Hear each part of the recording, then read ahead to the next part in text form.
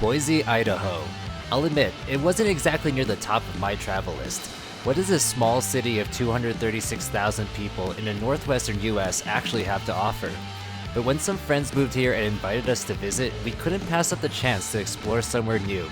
So for the next few days, we're discovering Boise our way, through its beer, its food, and whatever else we can find outdoors. That means visiting 5 different breweries, eating our fill of Idaho's famous potatoes, and getting up into the mountains to see what this place is really about. But first things first, Jess and I just got into town, so I guess it's time to find our first brewery. So after 7 hours of traveling, we finally made it to Boise. We can't check into our Airbnb right now. However, there's a brewery open. So we're here in Lost Grove Brewery, somewhere near downtown Boise. Don't really know the area yet, but here's our first beers. We got a flight, 4 beers. We'll check them out and see if they're any good. Starting off with the way better than the red at Breckenridge. Sorry, Breckenridge. Yeah, this one has a lot more like malty, caramelly body, richer, smoother, which is better. Next we got the one with the unique name, the Camel, it's a Laser Camel IPA. Very good. It's refreshing. It's kind of like almost cidery in a way, but in a good way. Not sweet, but like crisp like an apple. It's good. Okay, what's next? Teddy Bear Picnic. It's good. It's crisp, refreshing, but I still have the IPA on my tongue. Okay, last. It's a Robot Yeti. It looks murky, but it tastes clean. Our foods are awesome. What do you got there, Jess? Mac and cheese. What do you say about this mac and cheese? I have 3 criteria. It has to be salty enough, it has to be cheesy enough, and the pasta can't be overcooked. And it passes all 3. Okay, up next we got our pizza. There's some sort of like garlic sauce as the base, and then bacon, some ranch, and kind of the reason why we ordered it, there's some mashed potatoes. First potatoes in Idaho on a pizza. Let's go.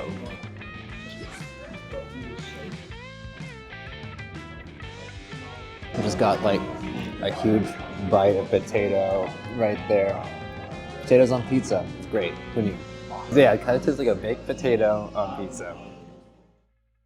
Alright guys, so that's our first stop complete here on our trip to Boise, Idaho. Lost Grove Brewing. Great place, great food, great beer. On to the next one. Fully carb loaded and struggling to move, I was relieved when our friends who recently moved to Boise came to pick us up after work. We headed to our Airbnb, which had a surprisingly cool steampunk theme, to digest for a bit before heading back out for round 2 later that night. Rested up, we headed downtown to check out Boise Brewing. I was still pretty full from lunch, but when you're exploring a new city's beer scene, sometimes you just have to power through. So naturally, we ordered another flight. The standout for me was the TGIF, which stands for Tall Guy in Front. It's a really clean, malty IPA with a solid body. Not overly bitter, just easy drinking and well balanced. But honestly, even though we weren't that hungry, the real highlight here ended up being the food. Since we were in Idaho, it felt mandatory to order everything with a side of fries. This was also our first introduction to fry sauce, a tangy Idaho staple that's basically a mix of ketchup, mayonnaise, a little vinegar, and extra seasoning. If that wasn't enough, we also ordered an extra plate of loaded bacon Sidewinder fries. Safe to say, Boise was already treating us pretty well. The next morning, we headed back downtown for brunch at one of the most popular breakfast spots in the city. Goldy's Breakfast Bistro is known for made-to-order breakfasts using fresh local ingredients, but it's also known for long waits. Fortunately, they also run a small cafe just next door called Goldy's Corner, where you can grab coffee and pastries while you wait for a table, which we did because we were starving. Eventually, our table was ready, so we made the short walk over to see what the hype was all about. What do you got there, Jeff? This is the gravy burrito. What do you got there, Courtney? What do you got there? Got a spicy chicken hash. Or not hash, that's a lie. Benny. What do you got there, Jess? I still don't know what it's called, but it's some kind of veggies platter. Guess what I got? Sad hash.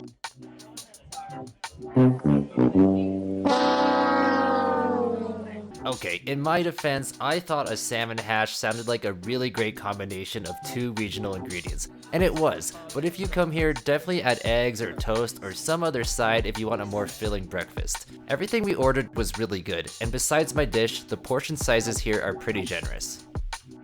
After brunch, we decided to get out of town for a bit and drove about an hour northeast towards Idaho City to visit the springs. The drive alone was worth it. The road follows the Boise River as the city slowly gives way to forested hills and canyon walls, and before long you're winding your way up the mountains. It's one of those drives where the scenery just keeps getting better the further you go. The hot springs facility, appropriately named The Springs, has more of a social, laid-back atmosphere rather than a quiet spa experience. How are the hot springs, Jeff? They're quite lovely. Yeah? Would you say they're hot? And springy. Oh, yeah. Staff even come around the pool taking drink orders while you soak, reinforcing the social aspect of the experience, and the drinks are surprisingly reasonably priced. After our soak, we headed back to Boise for dinner on the 8th Street Promenade, a pedestrian-only stretch downtown packed with restaurants, shops, and nightlife. For dinner, we visited Taj Mahal, a local Indian and Pakistani restaurant that even got a visit from the king of Flavortown himself on an episode of Triple D. We ordered 2 curries, the Pakistani achari and the coconut-forward madras, began pakora, and samosas. This is eggplant battered in, what is it? Chickpea flour. I actually kind of like it. Delicious. The achari was my first taste of Pakistani food. It's a rich onion and tomato reduction cooked with a mix of tangy, pickling spices. Everything we ordered was delicious, with the achari being my favorite, but it was a little on the pricey side. For example, each curry was $24, but I guess that's the price you have to pay for a Flavortown address. By the end of the meal, we were completely full again and wrapped up another successful day of exploring. Alright guys, so it's day 3 in our trip to Boise. Today we're gonna head up the mountain, we're gonna check out Bogus Basin. They just got some fresh snow last night. Let's go. One of the coolest things about Boise is that in 45 minutes you can go from the city straight into the mountains. And that's where you'll find Bogus Basin, a local ski area with 1,800 feet in vertical drop across 2,600 acres of terrain. The mountain has terrain for pretty much everyone, but if you're comfortable on intermediate and black diamond runs, we found the real magic on the backside. Once you get up there, the views open up and the runs get longer, steeper, and incredibly scenic.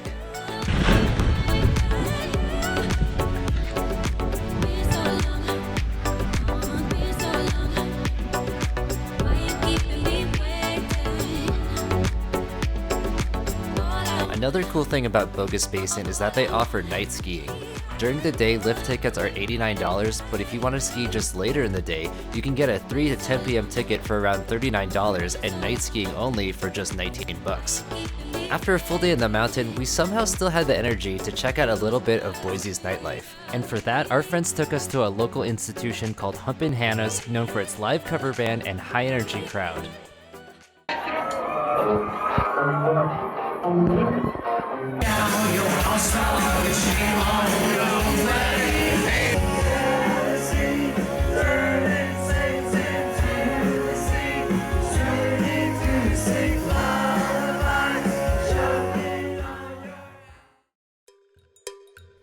After a long night out, we needed some caffeine to gear up for a full day food and beer marathon, so I'll let Boise's newest resident, Courtney, introduce our first stop. Hey, so we're going to Java right now. It's a Boise staple. It is known for their bowl of soul. It's like a Mexican chocolate mocha deliciousness. So let's go check it out.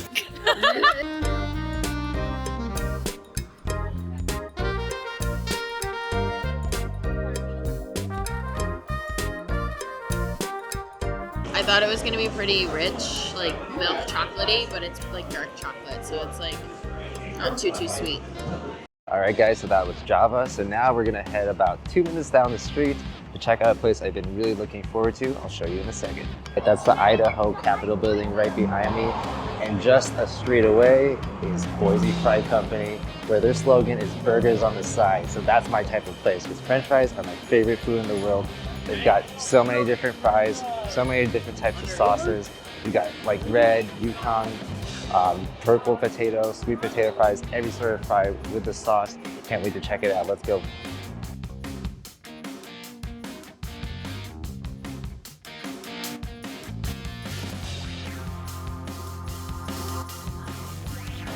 Okay, so these are the russet, these are the gold, these are the red, these ones are the sweet potatoes, and these ones are the purple in the truffle style.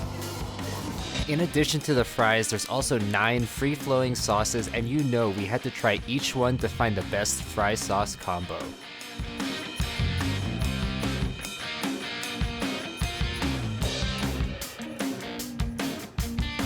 As suggested, we got a sandwich on the side, then started a blind taste test to determine the winning combo. My winner was the red potatoes paired with the garlic aioli, but all the combos were pretty good, even though I would have preferred my fries a little crispier. After our meal, we took a short walk to the Idaho State Capitol to digest before hitting up 3 different breweries. Alright, so after a 14-minute walk from Boise Fry Company, we arrived to our next stop. This is Mother Earth Brewing Company. So this is the Cosmic. This is the Nitro Cali. That's the Ascent. And the Golden Ale. Okay, Mother Earth Brewing Company. My favorite one has to be the Ascent IPA. It's not as piney as people think. I think it just has a unique taste. And, I don't know, it's good. It tastes like a forest. Tastes like a forest. That was Mother Earth Brewing. Up next, we gotta take some scooters to our next spot.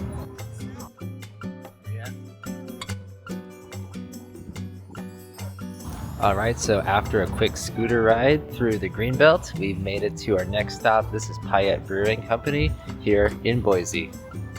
Okay, we're at the next spot. This is Payette Brewing, like pay at the counter.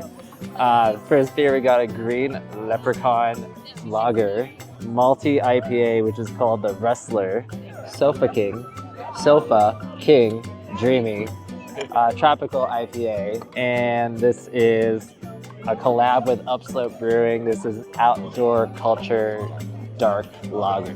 Give it 2 years. It's so green. Yeah. Oh, it tastes good. Yeah, it's very malty. It's like Mickey's Light, which this is the Bustler. No, the Bustler. Tastes like this one, but a bit heavier. Busted. It's busted. Alright. So fucking dreamy. It's good. It's tropical. Like hints of passion fruit. I don't know. I don't eat passion fruit. Outdoor culture. Well, that was like Ooh, that one's good. Slightly chocolatey. Slightly like a red ale. All right, best one in Payette. It's gotta be the Rustler Malty IPA. It's flavorful, it's robust, got lots of like malty, hoppy notes to it. It's a cool beer. Okay, so that was Payette Brewing. How do I feel about that one? Not as good as Mother Earth. Still good, but everything kind of had the same bitter end notes to it, which is not bad. It's just there wasn't a lot of variety in the 4 beers that we tried. Of course, there could have been different beers that I chose, but overall it was still good. I still like Mother Earth just a tiny bit better, and then Lost Grove the most so far. All right, after a quick scooter trip, we have arrived at our next stop. On this food tour, it is Fanci Freez, where it's never too cold for a milkshake. Let's check it out. Alright, so we got some finger steaks, which is apparently an Idaho staple. Oh! They are tender. It's like a steak that's like battered and fried. This is what they look like? And you dip it in fry sauce.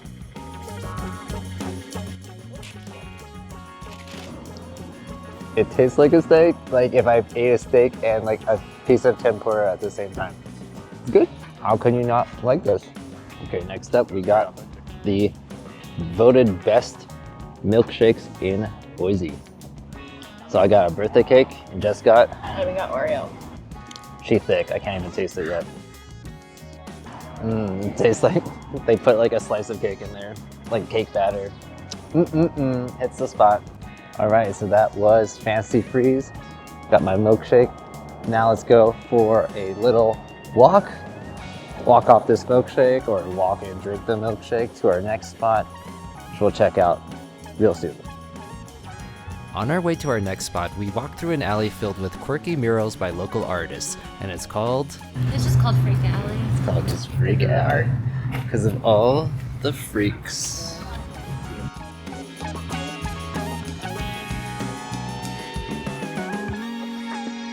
After a 50-minute walk through Freak Alley, we reached our final stop, Barbarian Brewing, where there are so many beers on tap that some didn't even have names, just styles like Japanese rice lager or Irish stout.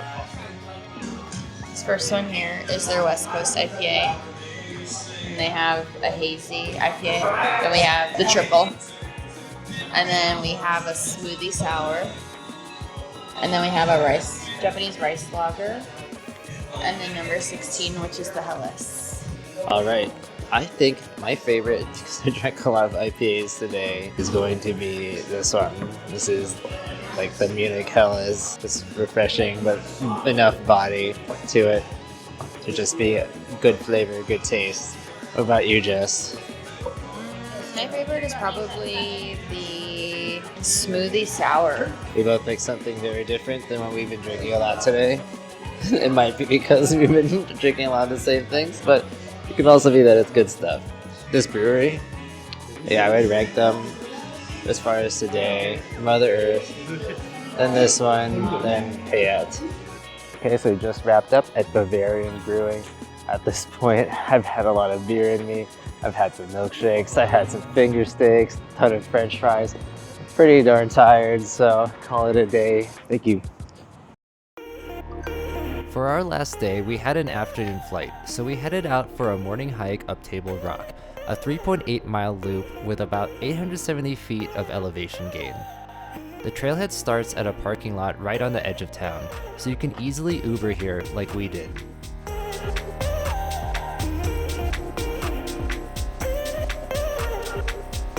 It's a popular trail and we passed plenty of people on the way up. However, the loop has a few branching paths and the scenery changes as you go, so it never feels too crowded.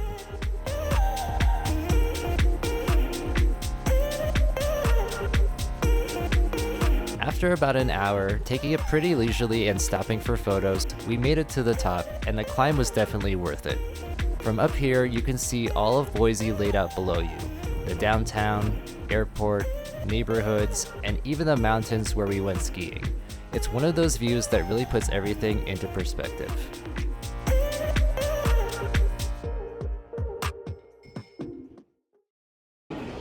And that's a wrap for our trip to Boise. We had a really good time here. We had great food, great beer. We're at the airport now, just waiting for our flight to leave, but we can't wait to come back. But until next time, thanks for watching and peace out.